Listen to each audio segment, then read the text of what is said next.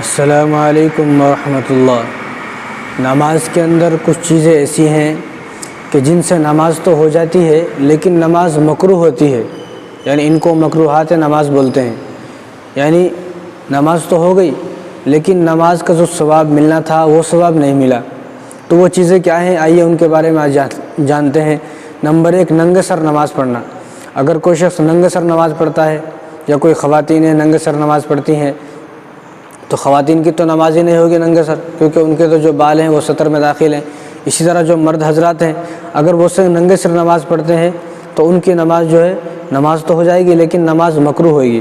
Number 2، پگڑی پر یا کوئی چیز ایسی پہنی ہوئی ہے کہ اس پر سجدہ کر رہے ہیں، اگر اس پر سجدہ کر رہے ہیں اور اس پر سجدہ کیا تو نماز تو ہو گئی لیکن نماز مکروہ ہوئی، تو جب سجدہ کریں تو اس کو ہٹا لیں پگڑی کو، اگر پگڑی پر سجدہ کریں گے تو نماز مکروہ ہوگی۔ نمبر 3، ہاتھ یا سر سے سلام کا جواب دینا۔ کوئی آدمی آئے اور کوئی آدمی نماز پڑھ رہے ہیں، اب اس نے کسی کو اس کو سلام کیا تو اس نے ہاتھ سے یا سر سے سلام کا جواب دیا، تو ہاتھ یا سر سے سلام کا جواب دیا تو اس سے نماز مکروہ ہے۔ اگر ویسے ہی دے دیا زبان سے تو پھر تو نماز ختم ہی ہو جائے گی۔ نمبر 4، آنکھیں بند کر کے نماز پڑھنا، یعنی آنکھیں بند کر کے نماز نہیں پڑھنی چاہیے۔ اگر کسی کو یہ لگتا ہے کہ میں آنکھیں کھولوں گا تو میرا دھیان بھٹک جائے گا، پھر تو آنکھیں بند کر سکتے ہیں، لیکن بلا وجہ آنکھیں بند نہیں کر سکتے۔ آنکھیں بند نہیں کرنی چاہیے، آنکھیں کھول کے نماز پڑھنی چاہیے۔ نمبر 5، چہرہ اس طرح چہرے کو یوں پھیرنا، خالی پیلی یوں پھیر رہے، آنکھیں کو ادھر ادھر پھیر رہے ہیں، تو اس طرح آنکھیں پھیرنے سے، چہرہ پھیرنے سے بھی نماز مکروہ ہو جاتی ہے۔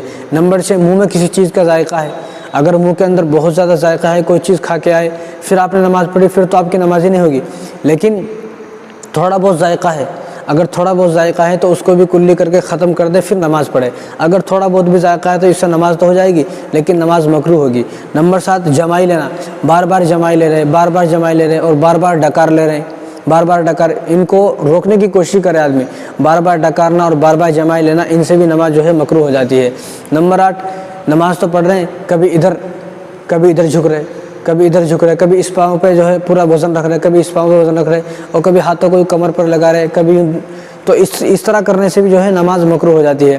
نمبر 9، پیشاب یا پاخانے کا تقاضا ہے، اگر کسی کو پیشاب یا پاخانے کا تقاضا ہے تو پہلے ہی پیشاب اور پاخانے سے فارغ ہو پھر نماز پڑھے، پہلے ہی فارغ ہو جائے پھر نماز پڑھے۔ اگر اسی حال میں نماز پڑھی تو اس کی نماز بھی جو ہے مکروہ ہو جائے گی۔ نمبر 10، انگلیوں کا چٹکانا، اگر کوئی آدمی دیکھو اس طرح انگلیوں کو چٹکاتا ہے نماز، اس کی تو نماز ہی ختم ہو جائے گی، نماز ٹوٹ جائے گی۔ لیکن کوئی آدمی سجدہ کر رہا ہے، سجدے میں انگلیوں کو یوں کر کے چٹکا رہا ہے، یا قیام میں ٹھہرے ہوئے اور قیام میں ٹھہر کر انگلیوں کو، پیروں کی انگلیوں کو چٹکا رہے ہیں ویسے یوں، تو اس سے بھی جو ہے نماز مکروہ ہو جاتی ہے۔ اگر اس طرح کر کے یوں چٹکایا تو پھر تو نماز ہی ٹوٹ جائے گی۔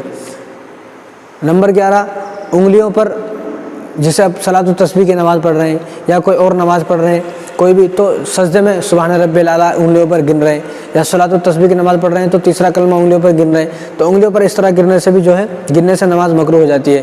نمبر 12، انگڑائی لینا، اب نماز کے اندر انگڑائیاں لے رہے ہیں، جیسے صبح اٹھتے ہیں تو انگڑائیاں آتی ہیں، تو اس طرح انگڑائیاں لینے سے بھی نماز جو ہے مکروہ ہو جاتی ہے۔ نمبر 13، اسی طرح اتحیات میں جب بیٹھتے ہیں تو عورت جو ہے، خواتین ہیں، ان کو دونوں پیر دائیں طرف نکال کر بیٹھنا ہے، اور جو مرد حضرات ہیں وہ جس طرح بیٹھنے کا طریقہ ہے آپ کو معلوم، اس طرح بیٹھنا چاہیے۔ اگر مرد حضرات بھی اس طرح بیٹھیں گے جس طرح عورتیں بیٹھی ہیں، یا دونوں پیروں کو یوں نکال لیں گے یا یوں بیٹھ جائیں گے جس طرح نہیں بیٹھنا چاہیے، اس طرح بیٹھنے سے بھی جو ہے نماز مکروہ ہو جاتی ہے۔ نمبر 14، اگر کوئی نماز پڑھ رہے ہیں اور ہمارے سامنے کوئی آدمی ہماری طرف چہرہ کر کے بیٹھے ہیں، کوئی آدمی ادھر چہرہ کر کے بیٹھے، ان کے چہرے کی طرف نماز پڑھنا، اس سے بھی نماز مکروہ ہو جاتی ہے۔ یا تو کہیں دوسری جگہ نماز پڑھیں یا ان کو بول دیں بھائی آپ چہرہ ادھر گھما لیں، آپ پیٹ کر لیں، ان کی پیٹ کی طرف نماز پڑھیں، اگر ان کا چہرہ ہماری طرف ہے تو اس سے بھی نماز مکروہ ہو جاتی ہے۔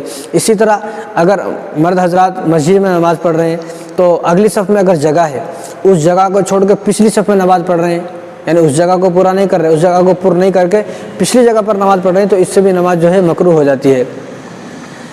نمبر 16، سجدے میں کوہنیوں کو جو ہے زمین سے اوپر رکھنا، زمین میں ٹچ نہیں کرنا بلکہ زمین سے اوپر رکھنا، اور کوہنیوں کو سینے سے بھی نہیں ملانا، سینے سے ٹچ نہیں کرنا بلکہ سینے سے بھی الگ رکھنا ہے، زمین سے بھی یوں بیچ میں الگ رکھنا ہے، بالکل یوں اگر ملا کے پڑھیں گے تو اس سے بھی جو ہے نماز مکروہ ہو جاتی ہے۔ نمبر 17، بدن سے کھیلنا، کوئی آدمی اپنے بدن سے یوں پورے نماز میں کھیل رہے ہیں اور کوئی یوں کھیل رہے ہیں، کانوں کو صاف کر رہے ہیں کھیل رہے ہیں، تو اس طرح بدن سے کھیلنے سے بھی نماز مکروہ ہو جاتی ہے۔